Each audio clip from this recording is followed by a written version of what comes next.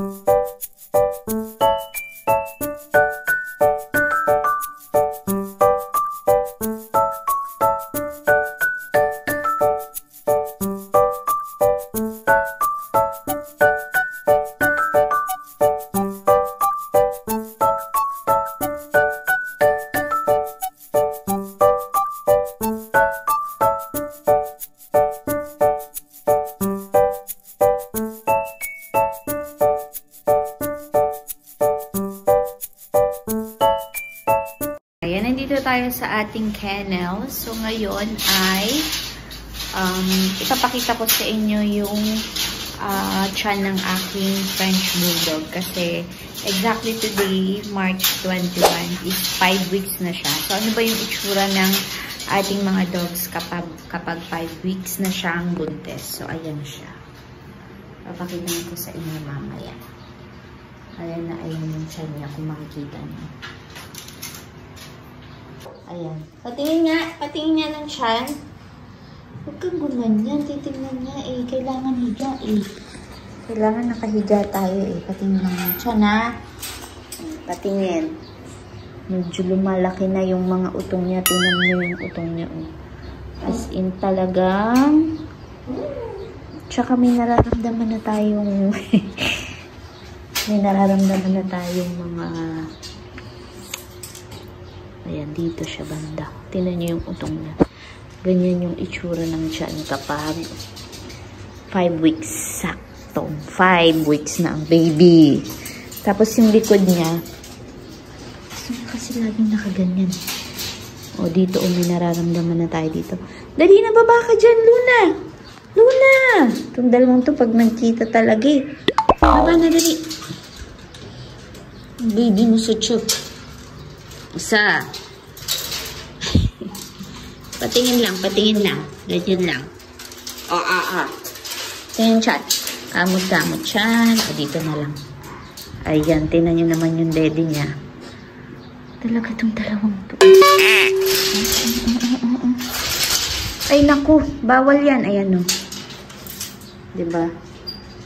Daddy talaga. Kasi tumatayo siya dito, bawal. Ayan, o. Tingnan nyo na lang yung kanyang tiyan at saka dede. As in. Diba? Kita nyo naman yung dede niya as in pink na pink. And, oh. Hoy, Milo. Milo. Dito may nararamdaman na tayo dito. Medyo malaki-laki na. Kasi ang harot talaga nitong, ayan o. Kung makikita nyo yung bump niya. Maharot pa rin siya. Papakita ko sana sa inyo nang nakaganyan. Kaya lang, ginugulo niya kasi. Kita na siya. Sa ibabaw po yan ng kanyang tiyan. Kaya may sugat siya doon. Ano paano to? Pakita natin sa kanila ha. Huwag magulo ha. Magulo talaga siya. Ready na lang. Dito oh. Ayan. Sige, ganyan. Hawakan ni mami yung tiyan. Sige, hawakan ni mami yung tiyan. Hawak. Dito oh, meron na siya. Hawak ang tiyan. Ang laki ng dede niya.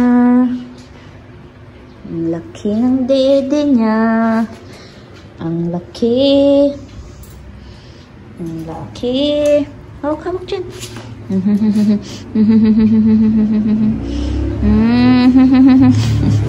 Itsura lang, oh. Hawak-hawak tiyan. So, ayan yung itsura ng kanyang tiyan kapag 5 weeks na.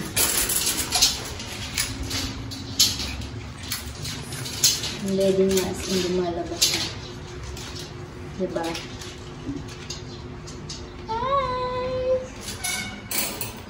And tinutuloy ko pa rin yung vitamins niya na 3 ml. Talaga, kawawa naman ang gula, hindi makalabas. 3 ml pa rin yung kanyang vitamins. And yung papakain sa kanya is ganun pa rin every morning at saka every gabi. Ayan. Talaga siya. Saka ano siya, malambing food. Gusto siya lang lagi ang hawakan. Lagi siya lang lagi ang hawakan. Lagi siya lang lagi hawakan. Ayan, kumakain na siya. So, that is her tiyan. Ayan o, makikita nyo naman. Matakaw na rin siya. Ayan lang mga loves. So, ayan yung tiyan niya nung 5 weeks na siya.